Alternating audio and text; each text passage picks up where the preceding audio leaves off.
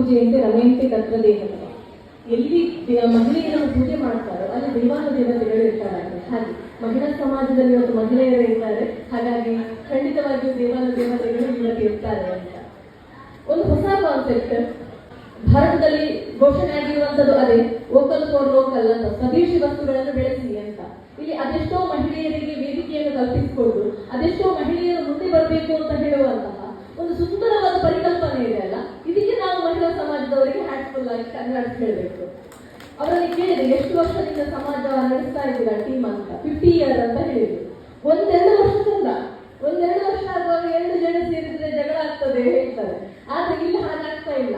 ನಾವೆಲ್ಲ ಒಂದು, ನಾವೆಲ್ಲ ಮಹಿಳೆಯರು ಅಂತ ಹೇಳಿ ನಾವು ಯಾರಿಗೂ ಬಿಟ್ಕೊಡದೆ ಕೆಲಸಗಳಾಗ್ತಾ ಇದೆ. ನಾನು ಕಾರ್ಯಕ್ರಮಕ್ಕೆ ಎಂಟರ್ ಆಗುವಾಗ ಡ್ಯಾನ್ಸ್ ಆಗ್ತಾ ಇತ್ತು, ನೋಡಿ ಖುಷಿ ಆಯಿತು. ವಯಸ್ಸಿನ ಅಂತರ ಇಲ್ಲ, ನನಗೆ ಪ್ರಾಯ ಆಗಿದೆ ಅಥವಾ ನನಗೆ ಮೊಮ್ಮಕ್ಕಳಿದ್ದಾರೆ ಹೇಳುವಂತಹ ಭಾವನೆಗಳಿಲ್ಲ. ಆ ಭಾವನೆಗಳನ್ನು ಕಲಿಲಿಕ್ಕೋಸ್ಕರ ಇವತ್ತು ಅವರು ಇಲ್ಲಿ ಬಂದು ಕುಣಿತಾ ಇದ್ದಾರೆ, ಕುಪ್ಪಳಿಸ್ತಾ ಇದ್ದಾರೆ, ಎಂಜಾಯ್ ಮಾಡ್ತಾ ಇದ್ದಾರೆ. ಹಾಗಾಗಿ ಇಲ್ಲಿ ಯಾರಾದ್ರೂ ಬಂದಿರುವಂತಹ ತಾಯಿಯರು ಇಂತಹ ಸಮಾಜಕ್ಕೆ ಸೇರಿ. ಯಾಕೆ ಹೇಳಿದ್ರೆ ಮನೆಯೇ ಒಂದು ಬಂಧನ ಅಲ್ಲ, ನಾವು ಮನೆಯಿಂದ ಹೊರಗೆ ಬರಬೇಕು.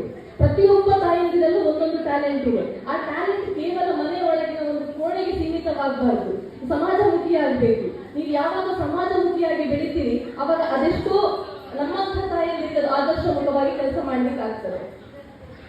ಇಲ್ಲಿರುವಂತಹ ಅದೆಷ್ಟೋ ವ್ಯಾಪಾರ ಮಾಡ್ತಿರುವಂತಹ ತಾಯಿಯರನ್ನು ನಾನು ನೋಡಿದೆ. ಅವರದ್ದೇ ಸ್ವಂತ ಬಿಸ್ನೆಸ್ ಅನ್ನು ಅವರು ಕಟ್ಕೊಂಡಿದ್ದಾರೆ, ಅವರದ್ದೇ ಸ್ವಂತ ಅಂಗಡಿಗಳನ್ನು ಹಾಕೊಂಡಿದ್ದಾರೆ. ಇದನ್ನು ನೋಡುವಾಗ ಹೆಮ್ಮೆ ಆಗ್ತದೆ. ಇವತ್ತು ಭಾರತದ ಒಂದು ಆರ್ಥಿಕ ವ್ಯವಸ್ಥೆಯನ್ನು ಕೂಡ ಒಬ್ಬರು ಮಹಿಳೆ ಚುಕ್ಕಾಣಿ ಹಿಡ್ಕೊಂಡು ನಿರ್ಮಲಾ ಸೀತಾರಾಮನ್ ಇದ್ದಾರೆ ಹೇಳಿದ್ರೆ ಅದು ನಮ್ಮೆಲ್ಲರಿಗೂ ಹೆಮ್ಮೆ.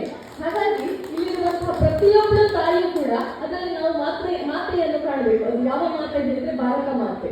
ಹಾಗಾಗಿ ನಮ್ಮ ಇವತ್ತು ಮಕ್ಕಳಿಗೆ, ಮಹಿಳೆಯರಿಗೆ ಗೌರವ ಕೊಡುವುದನ್ನು ಹೇಳಿಕೊಡ್ಬೇಕು. ನಮ್ಮ ಮಕ್ಕಳನ್ನು ಒಟ್ಟಾರೆ ನಾವು ಇವತ್ತು ಬೆಳೆಸ್ತಾ ಇದ್ದೇವೆ. ಹೇಗೆ ಬೆಳೆಸ್ತಾ ಇದ್ದೇವೆ ಹೇಳಿದ್ರೆ ಸಾಮಾಜಿಕ ಜಾಲತಾಣಗಳಲ್ಲಿ ನಮ್ಮ ಮಕ್ಕಳು ಇವತ್ತು ಮುಳುಗಿ ಹೋಗಿದ್ದಾರೆ. ಅಂತಹ ಮಕ್ಕಳಿಗೆ ಇವತ್ತು ಇಲ್ಲಿ ನೆರೆದಿರುವಂತಹ ತಾಯಿಯಂದಿರನ್ನು ತಂದು ತೋರಿಸಬೇಕು. ನೋಡು, ಯಾವ ಗಂಡಸರಿಗೂ ಕಾಯದೆ ತನ್ನ ಜೀವನವನ್ನು ಅವರು ನಡೆಸ್ತಾ ಇದ್ದಾರೆ. ನಾಳೆ ನನಗೆ ಯಾರಿಲ್ಲ ಅಂತ ಹೇಳಿದ್ರೆ ನಾನು ಜೀವನ ನಡೆಸ್ತೇನೆ ಹೇಳುವಂತಹ ತಾಯಿಯಂದಿರ ಸಂಕಲ್ಪ ಇದೆ ಅಲ್ಲ, ಈ ಸಂಕಲ್ಪ ನಮ್ಮ ಇವತ್ತಿನ ಯುವತಿಯರಿಗೆ ಆಗ್ಬೇಕು. ಯಾಕೆ ಹೇಳಿದ್ರೆ ನಾಳೆ ಹೇಗಿರ್ತದೆ, ನಾಳೆ ಹೇಗಿರ್ತದೆ ಗೊತ್ತಿಲ್ಲ, ಆದ್ರೆ ನನ್ನತನ ಅಂತ ಹೇಳುವಂಥದ್ದು ಗಟ್ಟಿಯಾಗಿರ್ಬೇಕು ಅಂತ. ಕಾಂತಾರ ಹೇಳುವಂಥದ್ದು ಒಂದು ಸುಂದರವಾದಂತಹ ಒಂದು ಚಲನಚಿತ್ರ. ಸಣ್ಣ ಒಂದು ಪಾತ್ರದಲ್ಲಿ ಮಿಂಚಿ ಬಂದವಳು ನಾನು. ಜಯರಾಮ್ ಅವರ ಪತ್ನಿಯಾಗಿ, ಹೀರೋಯಿನ್ ಅವರ ತಾಯಿಯಾಗಿ, ರಾಜಮಾತೆ ರಾಜಲಕ್ಷ್ಮಿ ಪಾತ್ರದಲ್ಲಿ ಕಾಣಿಸಿಕೊಂಡಿದ್ದೇನೆ. ಹಾಗಾಗಿ ನನ್ನ ಒಂದು ಪ್ರತಿಭೆಯನ್ನು ಗುರುತಿಸಿ ಈ ಅವಕಾಶ ನೀಡಿದಂತಹ ಎಲ್ಲ ಮಹಿಳಾ ಸಮಾಜ ತಂಡದ ಸದಸ್ಯರಿಗೆ ತುಂಬ ಹೃದಯದ ಧನ್ಯವಾದಗಳನ್ನು ಕೊಡ್ತೇನೆ.